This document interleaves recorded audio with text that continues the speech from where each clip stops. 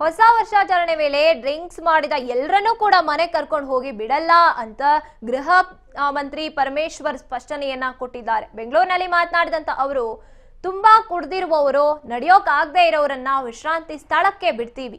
ಕೆಲವರು ಪ್ರಜ್ಞೆ ಇರುವಂತ ಮಟ್ಟಕ್ಕೆ ಹೋಗಿ ಬಿಡ್ತಾರೆ. 15 ಕಡೆ ರೆಸ್ಟಿಂಗ್ ಪ್ಲೇಸ್ ಅನ್ನ ಮಾಡಿದೀವಿ.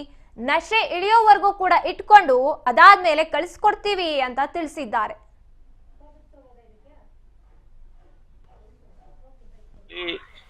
ಸೋಬರ್ ಆಗೋವರೆಗೂ ಅವ್ರನ್ನ ಇಟ್ಕೊಂಡಿರ್ತಾರೆ.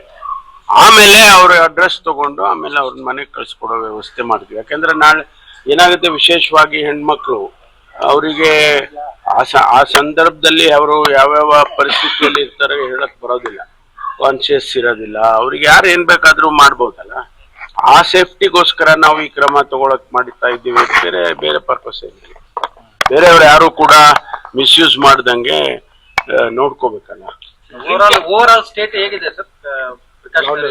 ಎಲ್ಲ ಕಡೆನೂ ಇಡೀ 30 ಜಿಲ್ಲೆಗೂ ನಾವು ಸೆನ್ಸಿಟೈಸ್, ಎಲ್ಲರಿಗೂ ತಗೊಂಡೋಗಿ ಬಿಡೋದಿಲ್ಲ. ತುಂಬಾ ಅವರು ನಡೆಯೋಕೆ ಆಗೋದಿಲ್ಲ, ಅವರಿಗೆ ಪ್ರಜ್ಞೆನೇ ಇರೋದಿಲ್ಲ ಅನ್ನೋ ಮಟ್ಟಕ್ಕೆ ಕೆಲವರೆಲ್ಲ ಹೋಗ್ಬಿಡ್ತಾರೆ ಎಂಜಾಯ್ಮೆಂಟ್ ಮಾಡುವಾಗ.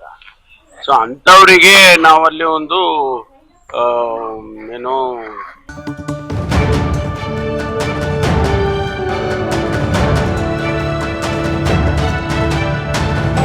ರಾಜ್ ನ್ಯೂಸ್ ಕನ್ನಡ.